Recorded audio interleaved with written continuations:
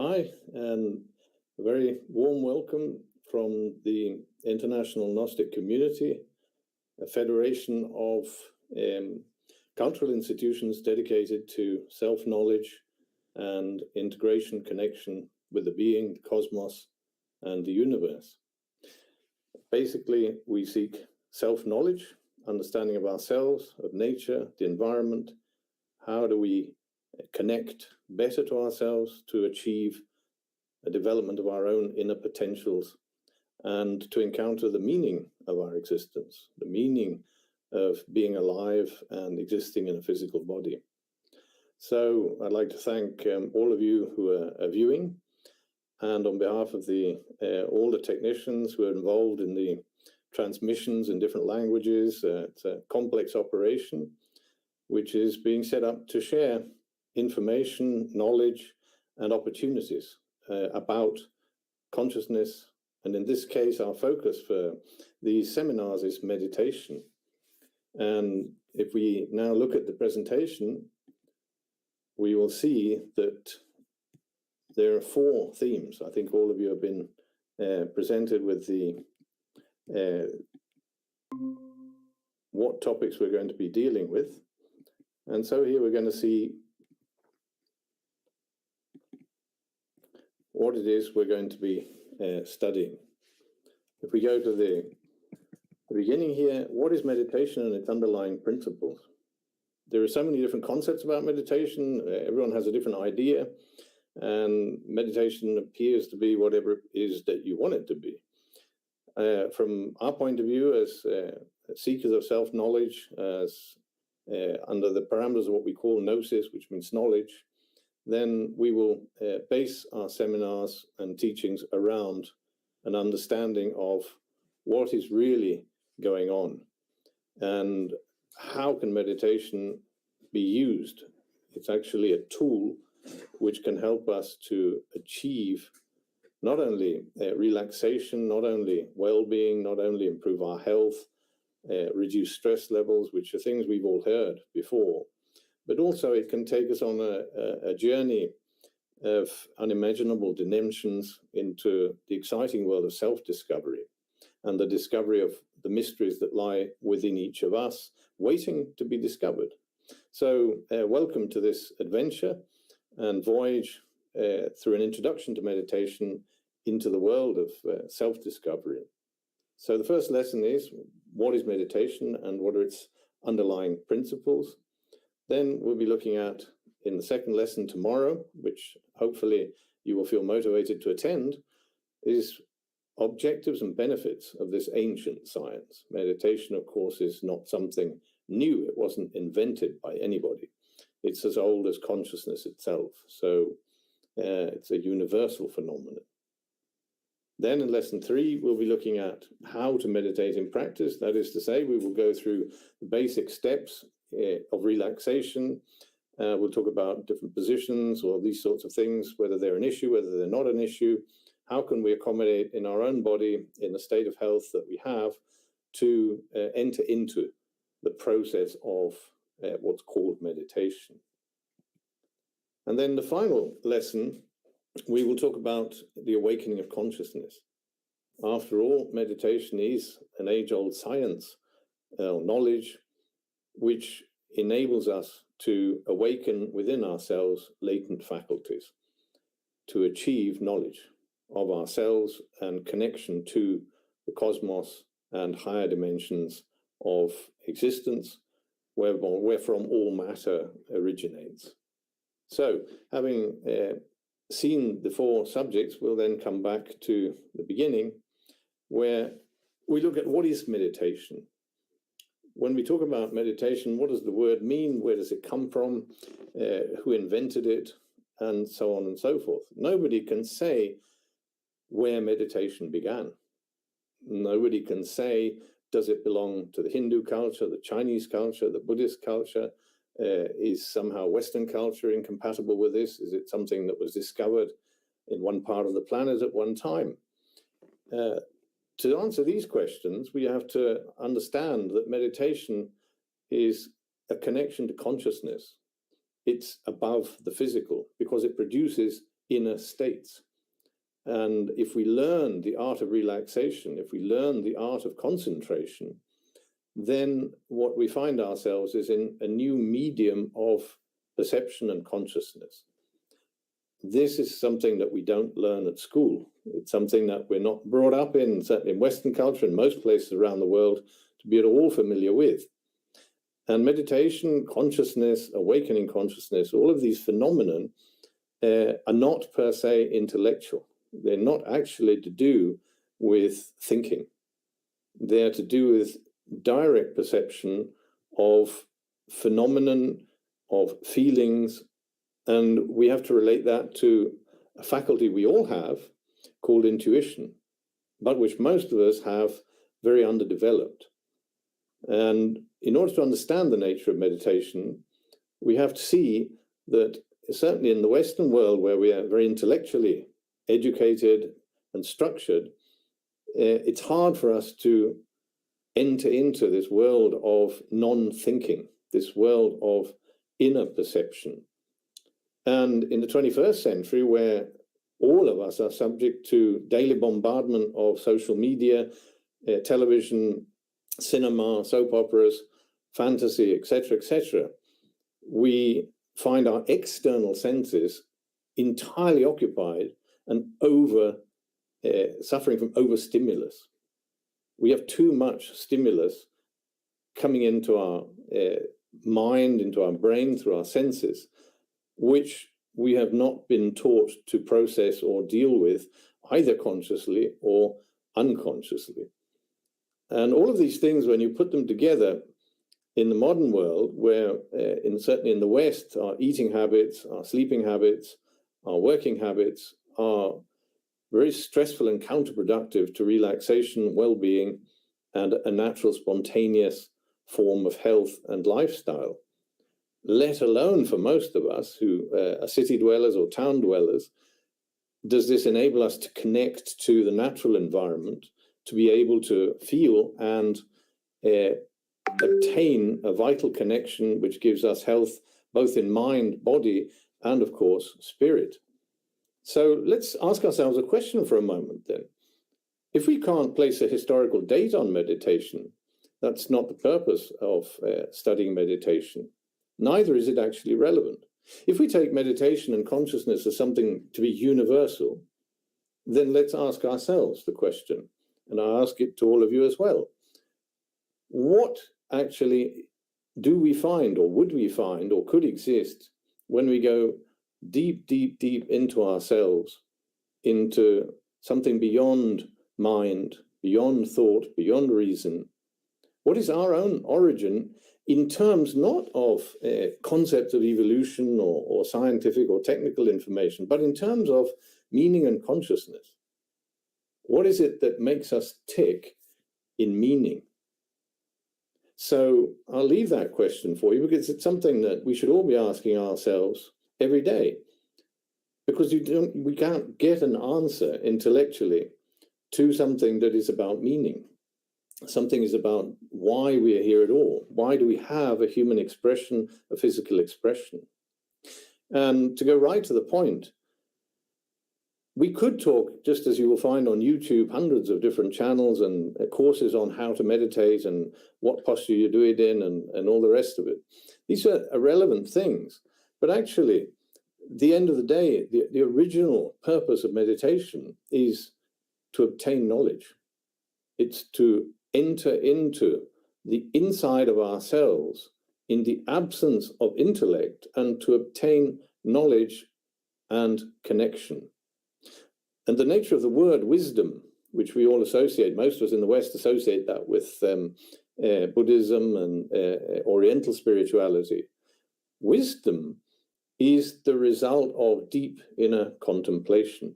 And deep inner contemplation isn't sitting down in a position, closing our eyes and thinking about something.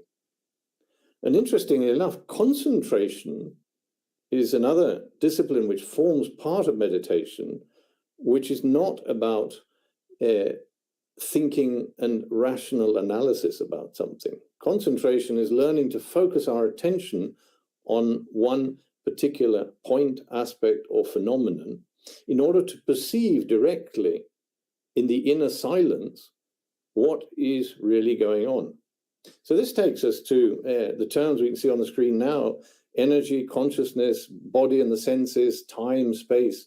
These are all things that we need to have in mind and have a look at to be able to think about, well, why would I sit down and meditate? Or why would I want to learn something that to many people might seem difficult and not an easy thing to do?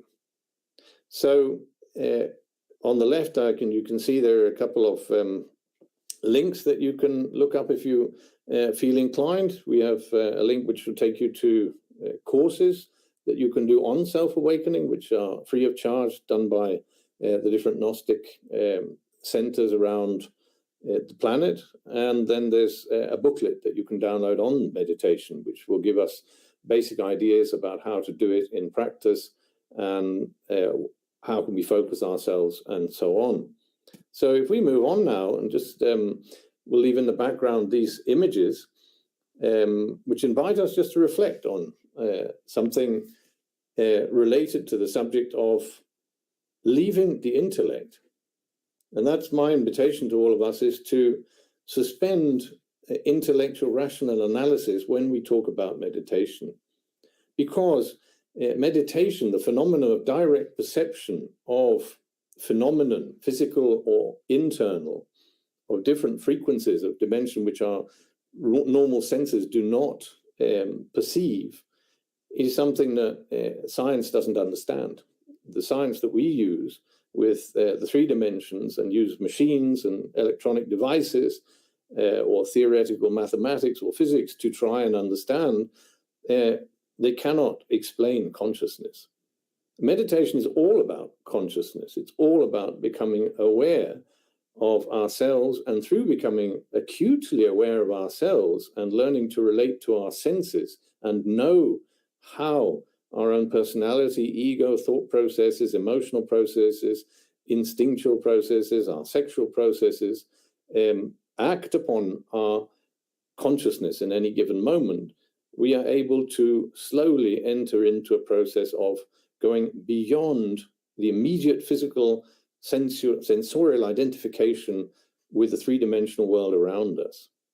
So what are we saying with this in synthesis? The cosmos is infinitely large, and consciousness, therefore, is something universal. Because physically we are the condensation, or the bioelectromagnetic condensation, physically through the body, of something that in essence is not physical. What are we saying? That matter exists through the condensation, through the combination of cosmic energies, universal energies. Everything that exists in the entire universe comes from the same source, the same origin, and it condenses into multiple expressions. And life expression enables the experience. It enables us in human form, in animal form, and consciousness in the vegetable mineral kingdom also exists when you understand what it is. We are in a level of creation, in a level of expression of consciousness in a machinery called the body, through the senses, to be able to relate to an extraordinary expression of existence. But we are able to become conscious of it and conscious of ourselves, which means we can effectively enter into a process of self-transformation. We can enter into a world whereby it is quite literally possible, through self-knowledge and applying tools in our daily life, not escaping from the material world, not escaping to some kind of hermit life, but intensely living our individual personal drama. We are able to obtain insights into how we can modify and understand the very processes which make us the personality that we are.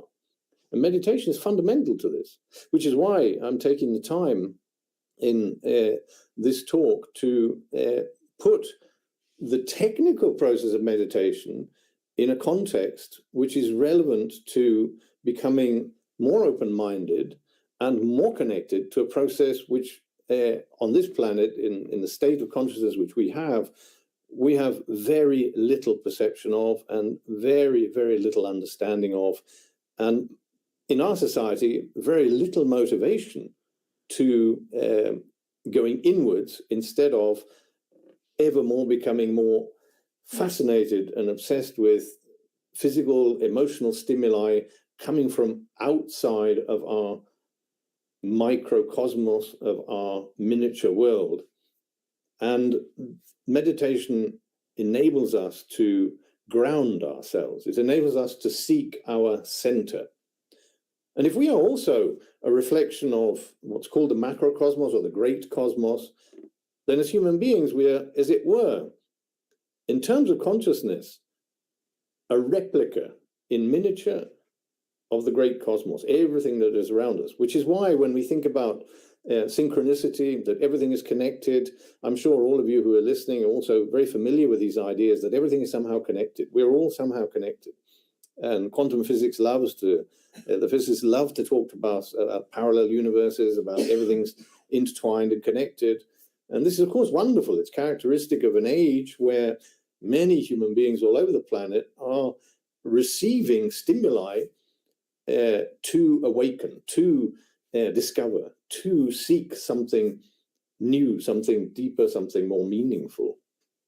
And that is why connection to understanding who we are as a personality and who we are as an energy, who we are as a consciousness, or what we are as a consciousness, is a process of self-investigation. But to investigate ourselves, we need, as we mentioned earlier, to have a center. And where would we find such a center? Well, if we look at these images in front of us, on the left we see an image of a lady with what's the sun behind her. The sun is the center of our solar system. It's the center of our life support system. It is the source of life on our planet in a local level, in a tiny suburb of a big galaxy with millions of other solar systems in it and star systems and so on. And the galaxy, of course, is in itself, as it were, a cell or a life support system, a life-giving system with its central sun for amongst billions of others in this vast space, which we in our minds can't really connect to, can't contemplate it mentally speaking. And on the right, then, we see an image here, one of so many interesting, inspired images one can find of a person with a light evidently emanating from their heart. And this light is somehow connecting to, in this case, background images of nature, a leaf-like, cell-like background. And what is it trying to tell us? It's a visual way of trying to help us to understand that from our heart, from our center, not a physical heart which we can see a picture of or some old photograph of the heart as a center of energy, feeling as our own life source upon which we all depend. When the heart stops, our physical life stops. If the sun were to go out, then obviously life in the solar system would stop. And so in our miniature world, we also have the same power to create, either positively or negatively, within inside ourselves. And the principles of meditation, which is in itself a science, and the principles behind it and the way it can be used, it can be an utterly transforming process. So let's clarify from the beginning. If we look at meditation solely in terms of personal individual well-being, then of course, meditation is about relaxation. It's about learning to breathe. It's about learning to calm down. It's about learning to obtain multiple benefits for health. And it's connected to eating habits, it's connected to thinking processes, and it connects out to everything else. So we could look at science in a sort of meditation, in a sort of superficial level, as a well-being process. Yes, it's a good thing to learn because it will reduce stress levels, and it will help us to get more out of our life. But then that actually isn't the purpose of meditation. It is one of the benefits of it, and it's one of the results of it. Meditation is actually a science. And when we go from the most superficial level and work inwards, then we find that this is a science for investigation. It's a science which permits us to obtain objective knowledge, i.e., true knowledge, direct perception of phenomena, without labeling it, without having to say this is that, and this is black, this is white, this is so many centimeters wide, and it's so thick, it's made of these atoms, and this and that and the other. True knowledge is direct perception of what is happening. And it's a connection which has no conflict in it. It's not about comparing. It's not about measuring. It's not about anything that we consider to be a learning process governed by the mind. So how do we obtain objective knowledge, real knowledge, true knowledge, that isn't through reading literature of other people's theories and ideas or discoveries, however valid they may be, of their lives or the world around us? If we connect and awaken our own consciousness, then we connect to the universe, and we connect to this universal force of energy, consciousness that flows through everything and all matter, flows through nature, creation. And if we keep it at a local level, just thinking of ourselves, our consciousness, and our planet and our environment, and the humans on it, and the animals on it, the vegetables on it, the plants on it, and so on, then it's how do we realize our own existence fully to connect to nature consciously. This gives us something completely unique, the possibility of changing our lives, the way we think, the way we feel, and the way we act, which opens us to the possibility of being able to transform almost every single aspect of our lives through understanding and comprehension. By learning to distance ourselves from whatever it is that is happening in our mind, our emotions, in any aspect of our lives, and being able to observe it without criticism, without judgment, just to see it as it is. What are its results? Where does it come from? What are the causes? What are the effects? And comprehend.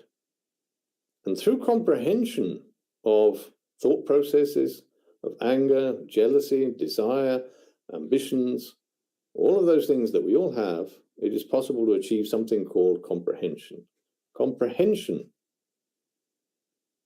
is equivalent to awakening consciousness or wisdom, obtaining wisdom.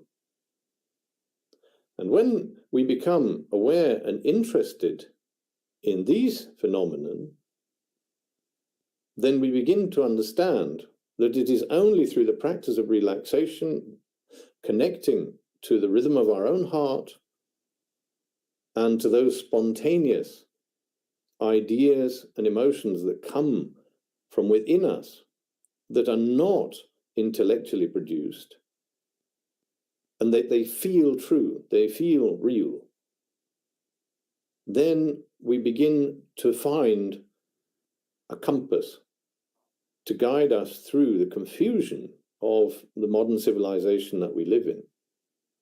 So curiously enough, consciousness and meditation isn't about belief systems. It isn't even about what religion you come from, or have, or profess to have. It's something that's beyond all of these things. And it's something that doesn't belong to anybody. And the beauty of it is that if we begin to surrender our own will and participate in a process of consciousness which comes from within ourselves and emanates from an unknown source to ourselves, then our lives begin transforming.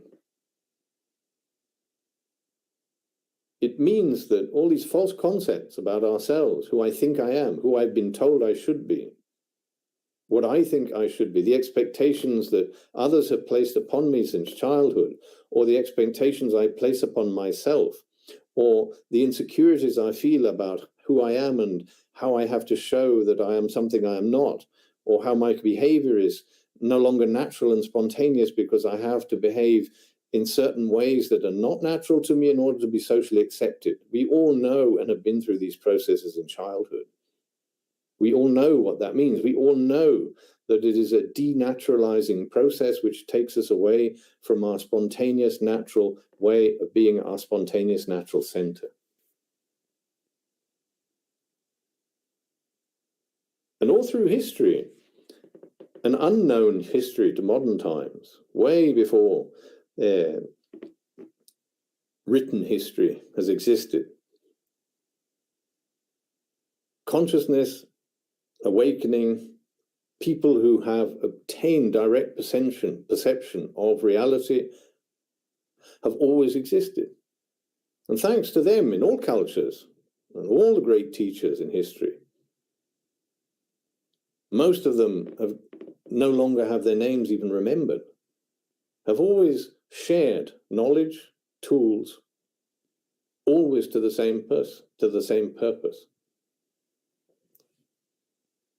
So the purpose of these seminars and the object of meditation, on the one hand, is to obtain information, to investigate.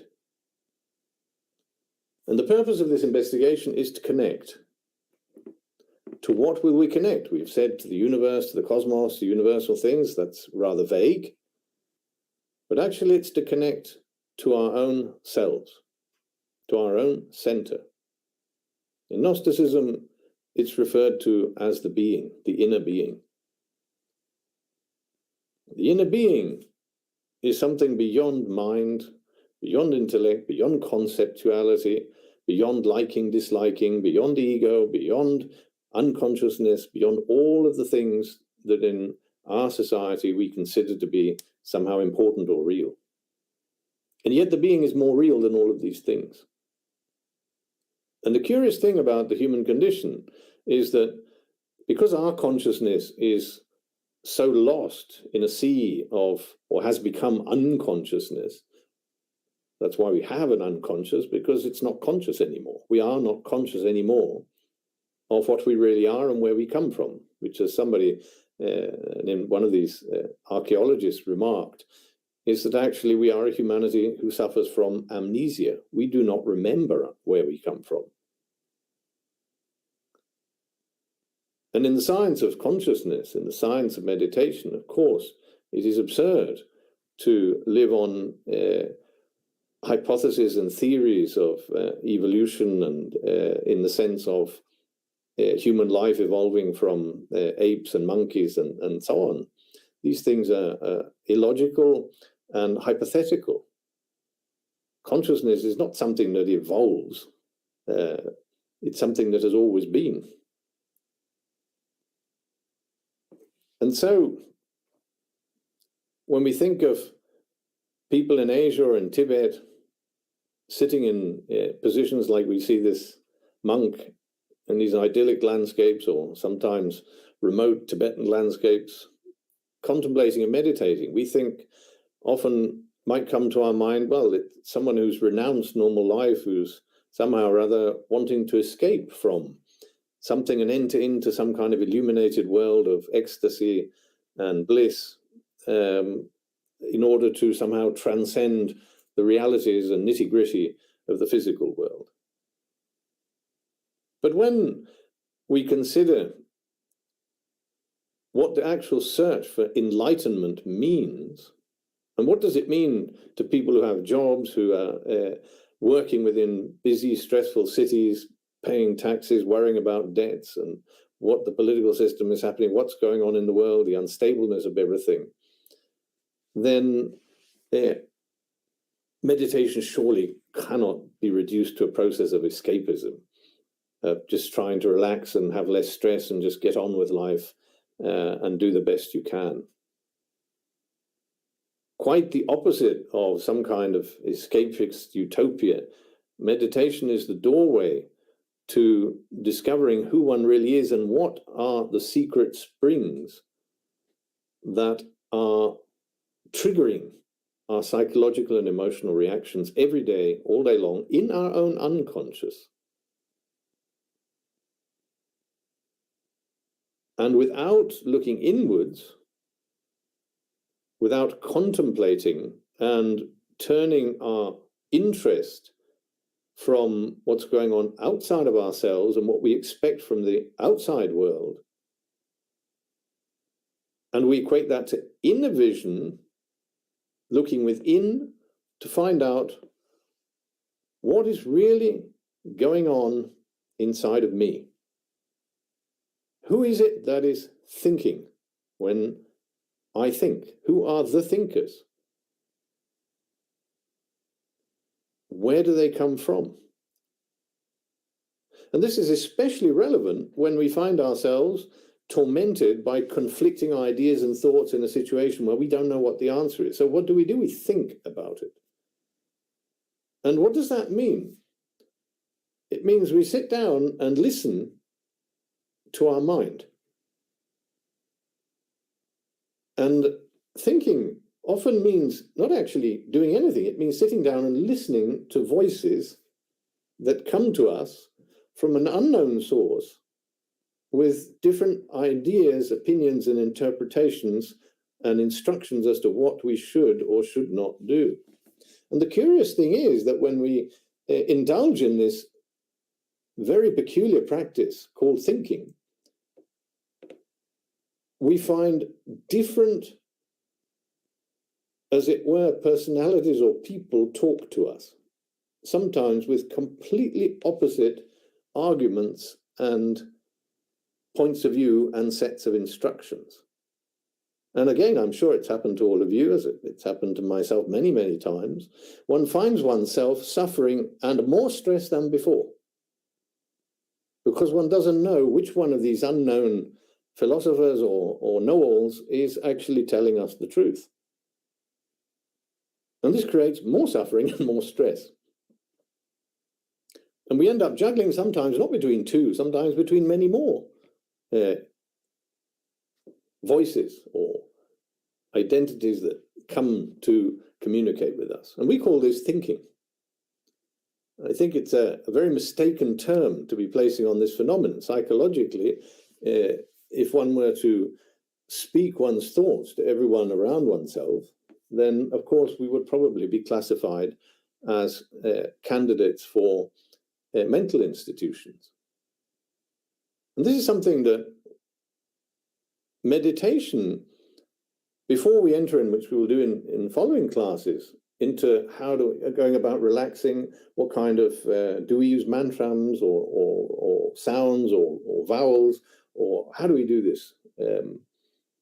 There are many different ways of entering into a process of relaxation as the antechamber to meditation. But what we can mention is something underlying all of this, which is a state of mind or an attitude to life of contemplation, of awareness seeking, or an attitude of what we could call meditativeness, whereby everything around us is now something to contemplate, something to question, something to be understood. Which means that in daily life, everything about ourselves, and therefore everything about our environment, becomes something that we are looking at and not taking it at face value, or just running away with whatever opinion we have or emotion that happens to be entering into our state of consciousness or body at any given moment.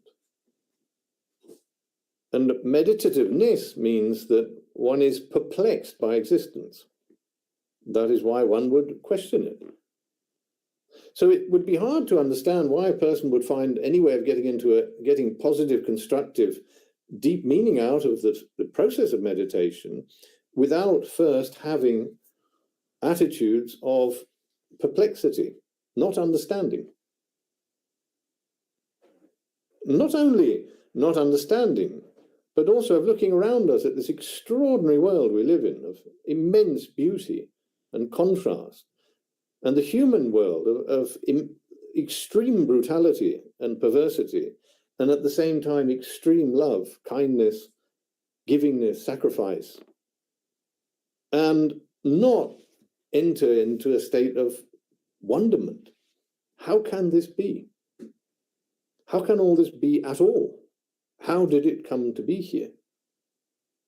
And this sense of perplexity and the sense of wonderment, without having to find labels for it and allow our mind, our mind is in that sense like a bureaucrat who loves putting labels on things and putting them into drawers and classifying them and then saying, I've got it, you know, oh yes, meditation, look in that cabinet there. It's on the third shelf down, and there you'll find files and files on meditation. And that's all you need to know. Just read a couple of them and you now know what meditation is. You've read it, you see. But wonderment, perplexity at existence is something completely different. And consciousness is about wonderment. Consciousness, awakening consciousness, is about wonderment, and it's also about bewilderment.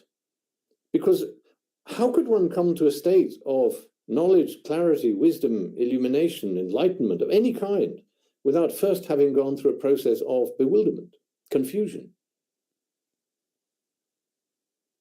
And we mentioned earlier an associated surrender with meditation. A surrender is of will, but in what sense?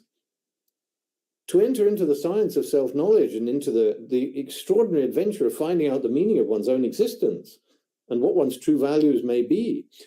What are we when we are not what we are? What are we when we discover elements inside of ourselves, faculties, and awaken them, which we previously have been completely unaware of?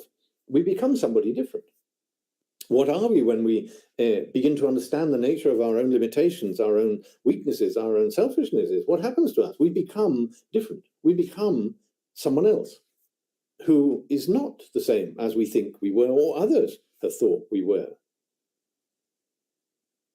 And as we mentioned earlier, the being, or what we call the being, is ultimately a supreme expression of consciousness within each human being, within every living creature. And according to the level of evolution or expression, then it can take ever higher grades or forms. And in human beings, we have the possibility of awakening physically, mentally, and spiritually, and tuning or fine-tuning into our own consciousness source, which we will call the being, not to confuse the term with any other religion or culture. We call it the being. Some people call it soul. Some people call it many other things, but we stay with the word the being for now. So if you have stayed with us up till now, then I hope that you will have also been able to share the sense of the greatness of existence, the sense of wonderment, and also the question mark that, yes, effectively, it is possible to find out the great cliche, what is the meaning of life? But it is not an intellectual journey. It is a journey into the unknown world of our own inner states of consciousness.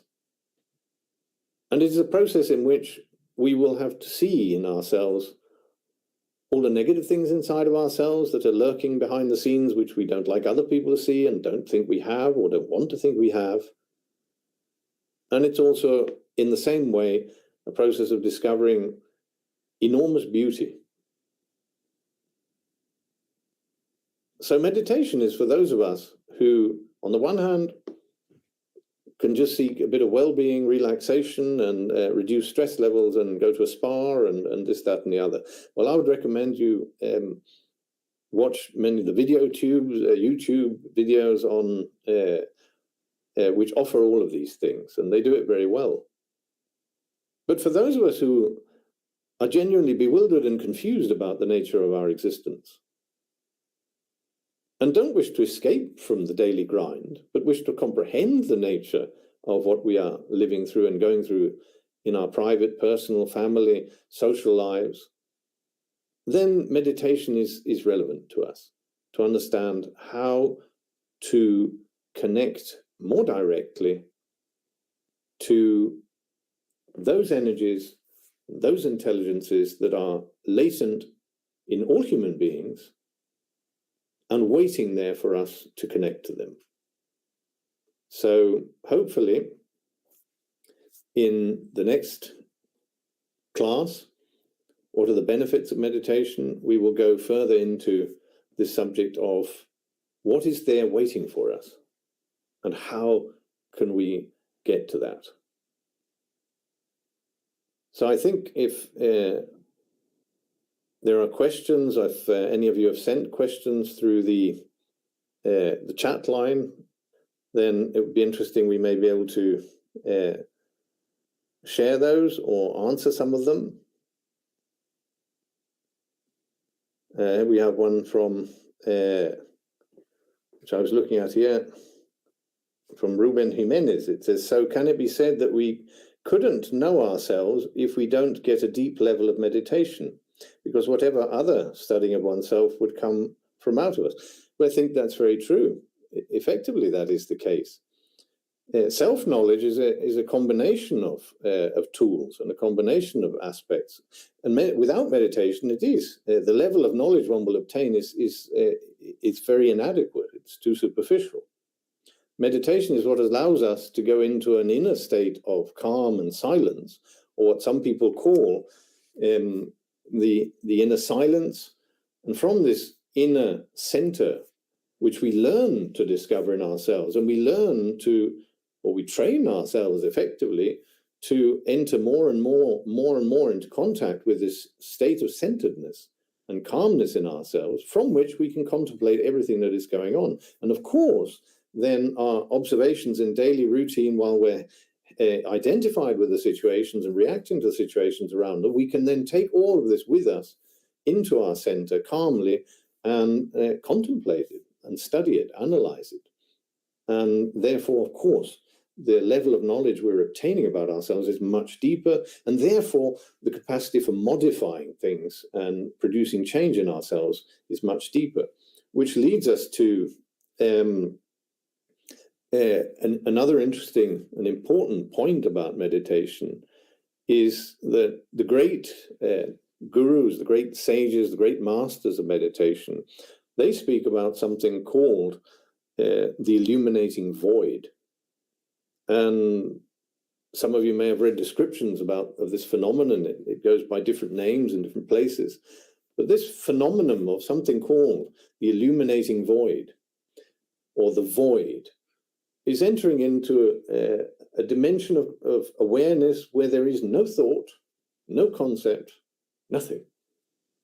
And in Oriental terms, this state is also associated with something called samadhi, which is a state of what we could loosely call ecstasy, a state of just absolute oneness and connection to, which produces immense sensations of peacefulness, fulfillment, joy, inspiration, and so on. And also, of course, of freedom.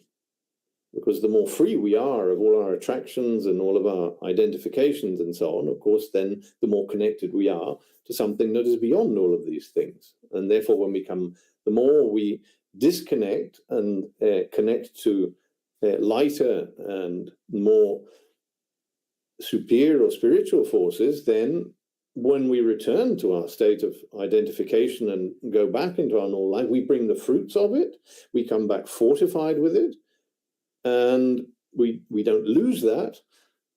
But at the same time, we carry on doing the work of daily life, which is discovering ourselves and comprehending what is going on, who we are, and how we are. So, yeah, thank you for that question. Well, there are a lot of thank yous here, which is very nice. Thank you. And there's a great question here from Rafael Jadaos. Is diet or meat having any impact on meditation? Well, yes. Diet has a huge impact on meditation. If we all go and eat a few hamburgers or a huge meal and a very full stomach, and then sit comfortably in our armchair, probably we will fall asleep. Which is not equivalent to meditation. So diet, of course, yes. How we eat affects our state of mind. It affects our psychology, it affects our emotions, it affects our endocrine system, the hormones, the kind of hormones we're producing. Sleep patterns, for example, also affect our health. And of course, obviously, our approach to meditation. So meditating on a full stomach is probably not a particularly healthy thing to do.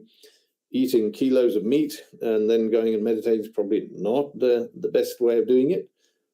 And effectively, the lighter you are in terms of your digestive system, then the easier it is to connect to lighter energies and forces. That doesn't mean that we can't eat different foods that we like and so on. All it means is that if you have a heavy stomach and you've eaten something difficult to digest, then it's unlikely that you will easily undergo a connection process in your meditation practices.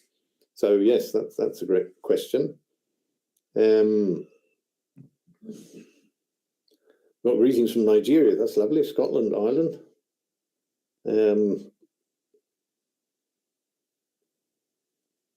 Okay, 1945, there was 10 Gnostic books found. Yes, the Nag Hammadi scripts. Unbelievable knowledge. Greetings from Hungary. Well, I can't see any more questions on mine. I don't know if the technicians are going to send us some. And I hope you've enjoyed this first class. The idea is not just to go on and on and on. I hope we've been able to reach a conclusion or a point whereby we can see that there is something deep inside of us, there is meaning inside of all human beings, and there is an unknown world to be discovered, which is inside of ourselves. And the good news is that there is also a super force, a consciousness, super consciousness, which we call the being, which is the meaning of our existence itself, calling us. So anybody who feels that motivated or has the need to search, to discover, to go on the journey inwards, then that means that the being is talking to you. That's effectively what it means. It means that our being is talking to us. And the being talks to us through impulses, through messages. The being doesn't materialize in front of us and say, look, son, this is what you've got to do. It's like this, and you're doing it wrong, and you must do it this way and that way.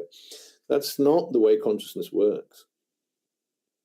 To obtain a level of consciousness whereby one can have conscious experiences with the being, these are very advanced practices, which are the result of years of personal work and transformation. But the fact that true realization of higher forces is a lifetime's work doesn't mean that we are not going to be able to connect and make huge steps forwards in our lives, physically, mentally, and spiritually, through just beginning It doesn't matter how old you are.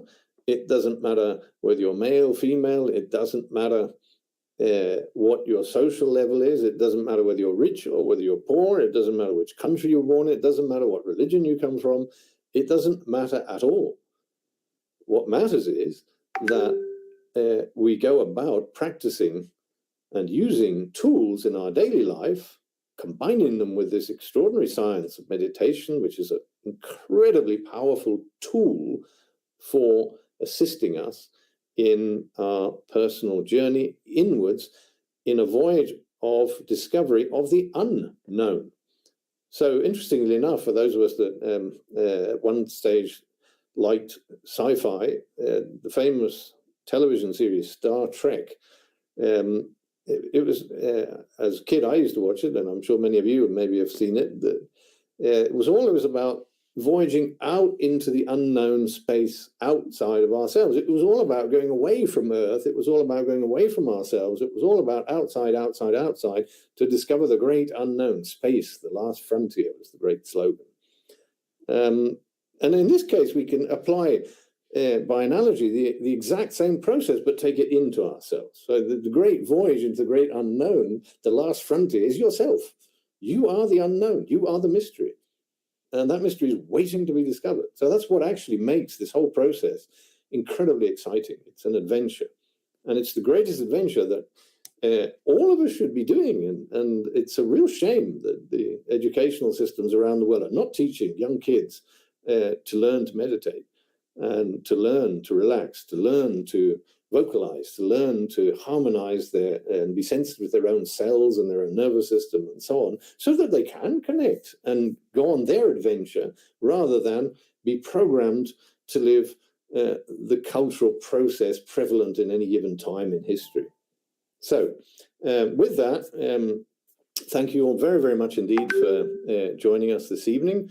On behalf of the Gnostic Cultural Society, Gnosis is a confederation of cultural institutions around the world in over 30 countries, and there are hundreds of different instructors like myself who are happy to share teachings with anybody who is interested in unconditionally learning and obtaining tools and information about how to go about their own journey and voyage of self-discovery into the great mystery of one's own self. So many, many thanks. And I'll say good night, but here it's evening. Wherever you are, it may be a different time of day or the afternoon or the morning.